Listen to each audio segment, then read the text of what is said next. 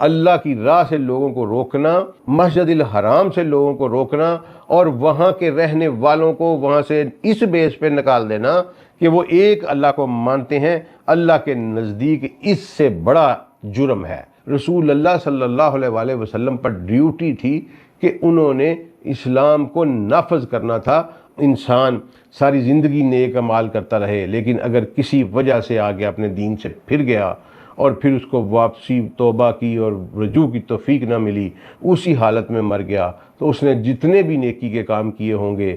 سارے کے سارے غارت جائیں گے۔ اعوذ باللہ من الشیطان الرجیم، بسم اللہ الرحمن الرحیم۔ رب ادخلنی مدخل صدق واخرجنی مخرج صدق واجعل لی من لدنک سلطانا نصیرا۔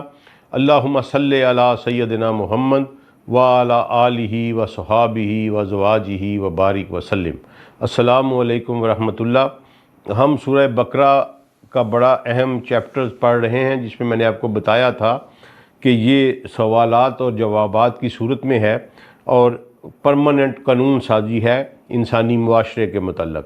تو اس سے اگلی آیت ہم نے پڑھ لیا تھا، 216 تک پڑھ لیا تھا، آج ہم 217 سے شروع کرتے ہیں۔ یسألونک عن الشہر الحرام قتال فیہ، یہ آپ سے پوچھتے ہیں، یہ بالکل وہی لفظ آگے چلتے رہیں گے، یسألونک، یہ آپ سے پوچھتے ہیں عن الشہر الحرام قتال فیہ، کہ حرام مہینوں میں قتال کا کیا حکم ہے، ٹھیک ہے۔ کل قتال فیہ کبیر، کہو کہ اس میں قتال جو ہے یہ بہت بڑا، بہت غلط کام ہے۔ وَصَدٌّ عَن سَبِيلِ اللَّهِ وَكُفْرٌ بِهِ وَالْمَسْجِدِ الْحَرَامِ، لیکن لوگوں کو اللہ کی راہ سے روک دینا اور کفر کرنا، اللہ کا انکار کرنا، والمسجد الحرام، اور مسجد الحرام سے لوگوں کو روک دینا، وَإِخْرَاجُ أَهْلِهِ مِنْهُ اکبر عند اللہ، اور اس کے وہاں کے رہنے والوں کو وہاں سے نکال دینا اللہ کے نزدیک اس سے بھی بڑا جرم ہے۔ وَالْفِتْنَةُ اکبر من القتل، اور یہ جو شرارت ہے، یہ جو میس ہے، یہ جو فتنہ ہے، یہ جو لا اینڈ آرڈر کی سچویشن کریٹ کی جاتی ہے، یہ قتل سے بڑا جرم ہے۔ اچھا، یہاں ہم رکتے ہیں۔ ایکچول تھوڑا سا ہمیں پڑھنا پڑے گا کہ چونکہ اللہ تعالیٰ نے حرام مہینوں میں قتال جو ہے یہ حرام کیا ہوا ہے، آج سے نہیں، یہ شروع سے ہی، جب سے اللہ نے آدم علیہ السلام سے لے کر، کیونکہ اسلام ہی وہ دین ہے جو چلتا چلا آ رہا ہے، تو یہ رسول اللہ صلی اللہ علیہ وآلہ وسلم کی بعثت مبارک سے پہلے بھی عرب اس چیز کو سمجھتے تھے اور وہ حرام مہینوں میں قتال کو جو ہے وہ برا خیال کرتے تھے۔ اچھا، اب ہوا کیا؟ ہوا یہ کہ رسول اللہ صلی اللہ علیہ وآلہ وسلم نے ایک جو ہے دستہ تشکیل دیا مدینہ تشریف آوری کے تھوڑے ہی دیر کے بعد، یہ غزوہ بدر سے پہلے کی بات ہے، ٹھیک ہے۔ اس میں سیدی رسول اللہ صلی اللہ علیہ وآلہ وسلم نے ایک جماعت کو بھیجا، اور ان کی جو سربراہی تھی نا، وہ حضرت عبداللہ بن جاحش رضی اللہ عنہ کو دی، ان کو سربراہ بنایا، اور روایات میں آتا ہے کہ کم 7 یا 8 لوگ ان کے ساتھ تھے، اور رسول اللہ صلی اللہ علیہ وآلہ وسلم نے انہیں ایک تحریر دی اور انہیں ایک سمت میں روانہ فرمایا اور کہا کہ اس تحریر کو نہیں پڑھنا تم نے جب تک کہ تم بطن نخلہ تک نہ پہنچو۔ یہ مکہ اور طائف کے درمیان کا ایک مقام ہے کہ جب تم وہاں پہنچو تو پھر اس کو تم پڑھنا۔ جب یہ لوگ چلے تو وہاں پہنچے جہاں رسول اللہ نے حکم دیا تھا، اور وہاں جا کے سیدی رسول اللہ صلی اللہ علیہ وآلہ وسلم کی تحریر کھولی تو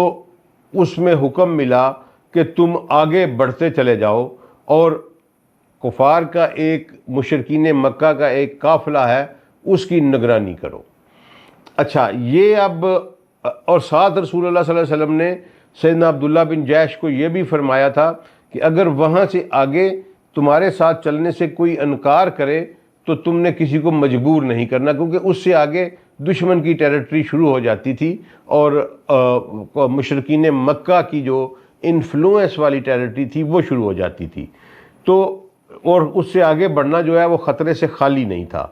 تو رسول اللہ صلی اللہ علیہ وسلم کے حکم کے مطابق انہوں نے دوستوں کو کہا۔ اب اس میں سے 2 صحابیوں کا جو تھا نا وہ تو اونٹ گم ہو گیا وہاں قیام کے دوران، وہ اپنی سواریوں کو ڈھونڈنے کے لیے چلے اور باقی لوگوں نے کہا کہ ہم آپ کے ساتھ چلتے ہیں، کسی نے انکار نہیں کیا۔ اب یہ جب قافلہ آگے بڑھا تو انہوں نے دیکھا کہ قریش مکہ کا قافلہ واقعی وہاں موجود تھا۔ اب وہ اسی شش و پنج میں مبتلا ہوئے کہ کیا کیا جائے۔ اس دوران قافلے والوں نے بھی ان کو دیکھ لیا اور کنفلکٹ سکفل ہو گیا اس کے وہاں پہ۔ جب سکفل ہو گیا تو اس میں ایک بہت بڑا سردار تھا مشرکین مکہ کا، ابن الحضرمی۔ ابن الحضرمی جو ہے وہ قتل ہو گیا، مارا گیا، اور ایک صحابی نے اس کو واصل جہنم کیا۔ اچھا، اس اور 2 لوگوں کو انہوں نے جو ہے وہ کر لیا، قیدی بنا لیا۔ اچھا، اس جماعت میں جو لوگ تھے وہ سارے کے سارے مہاجرین مکہ تھے، انصار کا کوئی بندہ اس جماعت میں شامل نہیں تھا۔ ان میں جو نام آتے ہیں وہ جناب عمار بن یاسر، جناب ابو حذیفہ بن عتبہ بن ربیعہ، سعد بن ابی وقاص، عتبہ بن غزوان سلمی، سہل بن بیضا، عامر بن فہیرہ اور حضرت واقد بن عبداللہ یربوئی۔ یہ جو تھے نا لوگ، یہ تھے رضوان اللہ علیہم اجمعین، یہ سارے کے سارے مکی مہاجر تھے۔ تو اب ہوا یوں کہ مسلمانوں نے سمجھا کہ یہ لاسٹ ڈے ہے غیر حرام مہینے کا، اور اس کے بعد رجب شروع ہو رہا تھا، تو ایکچوئل رجب کا چاند نظر آ چکا تھا، ان کے علم میں نہیں تھا۔ یہ مسکنسیپشن ہوئی اور انہوں نے ہم لڑائی کی اور ایک بہت بڑا سردار مارا گیا۔ یہ پہلا قتل ہے جو اسلام کی راہ میں کیا گیا، اور یہ پہلے قیدی ہیں جو اسلام کی راہ میں جو ہیں وہ قیدی بنائے گئے، اور ان کے اوپر یہ سب سے بڑا اعتراض لگا۔ مشرکین مکہ نے کہنا شروع کر دیا کہ دیکھو یہ اپنے آپ کو رسول اللہ کہتے ہیں اور لیکن اللہ کے حدود کی پیروی نہیں کرتے۔ اچھا، اس کے جواب میں پھر اللہ تعالیٰ نے یہ قانون بنایا۔ اللہ نے کہا کہ یہ آپ سے پوچھتے ہیں کہ محرم حرام مہینوں میں لڑائی کیسی ہے، تو جناب والا ان کو کہو کہ بے شک حرام مہینوں میں لڑائی بہت بڑا کام ہے، لیکن اللہ کی راہ سے لوگوں کو روکنا، اللہ کا انکار کرنا، مسجد الحرام سے لوگوں کو روکنا اور وہاں کے رہنے والوں کو وہاں سے اس بیس پہ نکال دینا کہ وہ ایک اللہ کو مانتے ہیں، اللہ کے نزدیک اس سے بڑا جرم ہے، اس سے بڑا جرم ہے۔ اس لیے مسلمانوں کو کے اوپر کسی قسم کی کوئی اکاؤنٹیبلٹی لاگو نہیں ہوتی۔ ان کو وہاں سے مکہ سے نکالا گیا تھا، مسجد الحرام میں جانے کے لیے ان کا راستہ روکا گیا تھا، ان کی جائیدادیں ضبط کی گئی تھیں اور ان کے مال چھین لیے گئے تھے۔ لہٰذا اللہ نے کہا کہ اگرچہ حرام کے شہر حرام میں لڑنا مناسب نہیں، لیکن تم نے چونکہ جرائم اتنے بڑے کیے ہیں کہ اس کے لیے یہ جو شہر حرام میں لڑنا چھوٹا جرم ہے، اور تمہارے جرائم جو ہیں وہ اس سے بہت بڑے ہیں۔ اس سے ایک اور بات دیکھیں، ایک برے صغیر پاک و ہند میں نا ایک نیریٹو بلڈ کیا گیا انگریز کو خوش کرنے کے لیے، اور اس کے بانی جو ہیں وہ شبلی نعمانی اور سلیمان ندوی بنے۔ انہوں نے ایک نیریٹو دیا کہ رسول اللہ صلی اللہ علیہ وآلہ وسلم نے ڈیفینسو جنگیں لڑی ہیں جناب، تو ہم تو offense کے جو ہے ہمارے رسول جو ہیں وہ تو اس حق میں ہی نہیں ہے۔ یہ ایک عجیب و غریب قسم کا نیریٹو دے دیا گیا جو کہ قطعی اسلام کی جسٹ کے خلاف ہے۔ رسول اللہ صلی اللہ علیہ وآلہ وسلم پر ڈیوٹی تھی کہ انہوں نے اسلام کو نافذ کرنا تھا۔ اب اگر ایک سپوز آپ کر لیں کہ اگر کفار مکہ یا مشرکین مکہ رسول اللہ صلی اللہ علیہ وسلم پر اٹیک نہ کرتے تو آپ کا کیا خیال ہے کہ رسول اللہ پھر وہی مدینے میں بیٹھے رہتے اور مکہ بت پرستوں کا اماجگاہ بنا رہتا اور سیدی رسول اللہ اس دنیا سے اپنی زندگی گزار کے چلے جاتے؟ یہ تو ممکن ہی نہیں تھا، یہ ممکن ہی نہیں تھا۔ اور پھر یہ واقعہ جو ہے ابن الحضرمی کے قتل والا اور یہ شہر حرام میں قتال والا، یہ واضح کر رہا ہے کہ رسول اللہ صلی اللہ علیہ وسلم نے مدینہ پہنچ کر اوفینسو پالیسی اپنائی، اور آج بھی جو آپ کے سامنے جنگ ہو رہی ہے انہی بنیادوں کے اوپر ہو رہی ہے۔ میرے رسول کی آپ ویژن کو داد دیں کہ اس زمانے میں بھی میرے رسول نے ان کے تجارتی رستوں کو کاٹ دیا اور ان کی تجارتی ناکہ بندی کی، اکنامک سینکشنز لگا دی ان کے اوپر۔ آج بھی آپ دیکھ رہے ہیں کہ جس طرح تجارتی رستوں کی ناکہ بندی کے اوپر ہی لڑائی ہو رہی ہے۔ تو سیدی رسول اللہ نے سب سے پہلے سٹیپ یہ لیا کہ مکہ کی جو تجارت شام کے ساتھ منسلک تھی اس کو غیر محفوظ کر دیا اور ان کا تجارتی رستے کاٹ دیے اور ان کو فائنینشیل لاس پہنچانا شروع کیا۔ تو یہ ہو ہی نہیں سکتا کہ ہمارے رسول نے ڈیفینسو جنگیں لڑی ہیں۔ سیدی رسول اللہ صلی اللہ علیہ وسلم کا فرض تھا کہ انسانیت کے اوپر اسلام اور اللہ کا نظام نافذ کیا جائے، لہذا انہوں نے یہ بھیجا ایک لشکر کو، اور اس سے یہ اگرچہ رسول اللہ نے وہاں قتال کا حکم نہیں دیا تھا لیکن وہ مڑ بھیڑ ہو گئی، سکفل ہو گیا، تو اللہ تعالیٰ نے انٹروین کیا اور اللہ نے کہا کہ اگر حرام مہینہ شروع بھی ہو چکا تھا لیکن اس کے باوجود ان کے جرائم اتنے بڑے ہیں کہ اس کو خاطر میں نہیں لایا جا سکتا تھا، لہٰذا انہوں نے جو کیا ہے وہ ٹھیک کیا ہے۔ اچھا، یہی جو ابن الحضرمی کا قتل ہے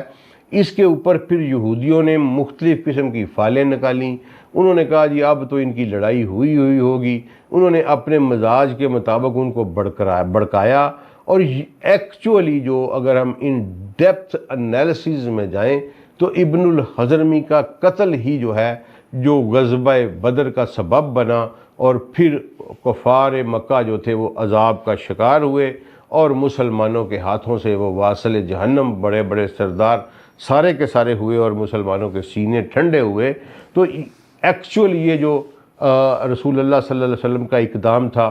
تجارتی راستے کاٹنے والا، یہی موجب بنا غزوہ بدر کا بھی۔ اچھا، اس کے بعد اللہ تعالیٰ اسی آیت میں آگے کہتے ہیں وَلَا يَزَالُونَ يُقَاتِلُونَكُمْ، یہ تمہارے ساتھ تمہیں قتل کرتے رہیں گے، یہ کبھی نہیں رکیں گے تمہیں قتل کرنے سے، حَتَّى يَرُدُّكُمْ عَنْ دِينِكُمْ، یہاں تک کہ یہ تمہیں تمہارے دین سے پھیر دیں، مرتد کر دیں تمہیں۔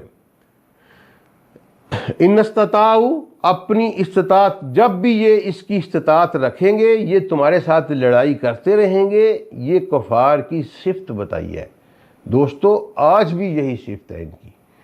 آج بھی، کیونکہ اللہ نے قرآن پاک میں کہہ دیا کہ یہ تمہیں کافر کر کے مارنا چاہتے ہیں، یہ خالی نہیں تمہیں مارنا چاہتے، یہ تمہیں کافر کر کے تمہارا دین چھین کے تمہیں مارنا چاہتے ہیں۔ تو آج بھی یہی اسٹریٹجی ہے ان کی، اور وہی اللہ کہہ رہے ہیں کہ یہ کبھی بھی تمہارے ساتھ قتال سے نہیں رک سکتے، باز نہیں آ سکتے، یہاں تک کہ جب کبھی بھی یہ استطاعت رکھیں گے تمہیں تمہارے دین سے پھیر دیں گے۔ آگے اللہ کہتے ہیں وَمَنْ يَرْتَدِدْ مِنْكُمْ، اور جو کوئی تم میں سے مرتد ہو گیا، پھر گیا اپنے دین سے، ٹھیک ہے جی، کسی بھی وجہ سے، کسی خوف سے، کسی لالچ میں، کسی بھی آ کے جو مرتد ہو گیا ان دین ہی، اپنے دین سے، فَيَمُتْ وَهُوَ كَافِرٌ، اور پھر اس کو موت آ گئی اس حالت میں کہ وہ کافر ہی تھا، یعنی اس نے رجوع نہ کیا واپس اور اس کو موت آ گئی، فَأُولَئِكَ حَبِطَتْ أَعْمَالُهُمْ فِي الدُّنْيَا وَالْآخِرَةِ، یہی وہ لوگ ہیں جن کے اعمال دنیا اور آخرت میں غارت کر دیے جائیں گے۔ اب یہ دیکھیے کہ یہ اللہ کیا کہہ رہے ہیں، اللہ کہہ رہے ہیں کہ یہ اس وقت تک تمہارے ساتھ قتال نہیں روکیں گے، جہاں موقع پائیں گے، جب بھی استطاعت رکھیں گے، یہ تمہارے ساتھ قتال کرتے رہیں گے، اور ان کی خواہش یہ ہے کہ یہ تمہیں تمہارے دین سے مرتد کر دیں، پھیر دیں، اور اگر تم میں سے کوئی بھی دین سے پھر گیا اور پھر اس کو موت اس حالت میں آ گئی کہ وہ کافر ہی تھا، تو ان کے اعمال جو ہے وہ ختم کر دیے جائیں گے۔ اعمالہم فی الدنیا والآخرہ۔ اب یہاں پھر زیادتی کی اردو ترجمہ کرنے والوں نے، اور اس کو ترجمہ کر دیا انہیں، یہ جو میرے سامنے پڑا ہوا ہے یہ جونا گڑھی صاحب کا ترجمہ ہے، اور اس میں انہوں نے کہہ دیا کہ دنیاوی اور آخروی سب غارت ہو جائیں گے ان کے اعمال، یعنی دنیاوی و آخروی۔ یہ بالکل یہاں ٹھیک ہے، بہت سارے تراجم میں انہوں نے کہا دیا دینی اور دنیا کی، یہاں یہ دینی دنیا کی نہیں ہے۔ دنیا میں جتنی بھی زندگی ہے ساری کی ساری دین کی دنیا زندگی ہے، دنیا کی زندگی میں کوئی دینی اور دنیاوی امور نہیں ہے۔ جو کوئی بھی سکالر دوستو اس بات پہ انسسٹ کرتا ہے وہ قرآن کی خلاف ورزی کرتا ہے۔ اس دنیا میں انسان کا کوئی عمل بھی اللہ کے حکم کی اطاعت کے بغیر نہیں ہے، اور کوئی ڈسٹنکشن نہیں ہے کہ یہ دینی امور ہیں اور یہ دنیاوی امور ہیں، بالکل قطعی نہیں۔ اسلام کا مطلب ہی یہ ہے، یہ ایک لائف سٹائل ہے، یہ مکمل لائف کا پیٹرن آف لائف ہے آپ کا، اس میں یہ آپ کی لائف کی ہر چیز کو احاطہ کرتا ہے۔ تو اللہ کہتے ہیں کہ جو پلٹ کے واپس نہیں آئے گا اس کے نہ صرف دنیا میں ذلت و خواری ہوگی بلکہ آخرت میں بھی اس کو جتنے بھی اعمال وہ اچھے کر چکا ہوگا وہ سارے کے سارے ضائع کر دیے جائیں گے۔ یہ بالکل اسی طرح ہے کہ ایک بڑھیا ساری رات وہ سود کاٹتی رہے اور صبح ہونے سے پہلے وہ اس کو الجھنے ڈال بیٹھے اور الجھ جائے اور وہ اس کی رات کی ساری محنت ضائع ہو جائے۔ انسان ساری زندگی نیک اعمال کرتا رہے، لیکن اگر کسی وجہ سے آگے اپنے دین سے پھر گیا اور پھر اس کو واپسی توبہ کی اور رجوع کی توفیق نہ ملی، اسی حالت میں مر گیا، تو اس نے جتنے بھی نیکی کے کام کیے ہوں گے سارے کے سارے غارت جائیں گے۔ اور اللہ نے کہا وَأُولَٰئِکَ أَصْحَابُ النَّارِ، اور یہی لوگ ہیں جن کو آگ میں ڈالا جائے گا، ہم فیہا خالدون، اور یہ فار ایک انڈیفینٹ لانگ پیریڈ کے لیے یہ وہی رہیں گے۔ اگلی آیت ہے جی، ان الذین آمنوا والذین ہاجروا وجاہدوا فی سبیل اللہ اولئک یرجون رحمت اللہ واللہ غفور الرحیم۔ اور الذین، وہ لوگ جو اللہ پر اور اس کے رسول پر ایمان لے آئے، والذین ہاجروا، اور وہ لوگ جنہوں نے ہجرت کی، وجاہدوا، اور جہاد کیا، یہاں جہاد کا لفظ آیا دیکھیں، ٹھیک ہے جی، وجاہدوا فی سبیل اللہ، اور اللہ کی راہ میں جہاد کیا، اولئک یرجون رحمت اللہ، وہی لوگ ہیں جو اللہ کی رحمت کے امیدوار ہیں اور انہی پر اللہ کی رحمت کی جائے گی۔ اللہ بہت غفور الرحیم، غفر عطا کرنے والا اور رحم کرنے والا ہے۔ اب یہ اس آیت میں اللہ تعالیٰ نے کہا کہ وہ لوگ، ایک تو وہ لوگ جو ایمان لے آئے اللہ اور اس کے رسول پر، اور وہ لوگ جنہوں نے ہجرت کی اور جہاد کیا فی سبیل اللہ، اللہ کی راہ میں۔ اب یہاں جو ہے جہاد واضح ہو رہا ہے کہ خالی جنگ و جدل ہی جہاد نہیں ہے۔ جنہوں نے ہجرت کی ایکچوئل انہوں نے بھی جہاد کیا، اپنے مال دولت کی قربانی دی، اپنی پراپرٹیز کی قربانی دی، تو انہوں نے بھی اللہ کی راہ میں جہاد کیا۔ جس کسی نے کوئی قید و بند کی صحبتیں برداشت کیں اس نے بھی اللہ کی راہ میں جہاد کیا۔ جس نے کوئی ذرا سی بھی قربانی دی اس نے اللہ کی راہ میں جہاد کیا۔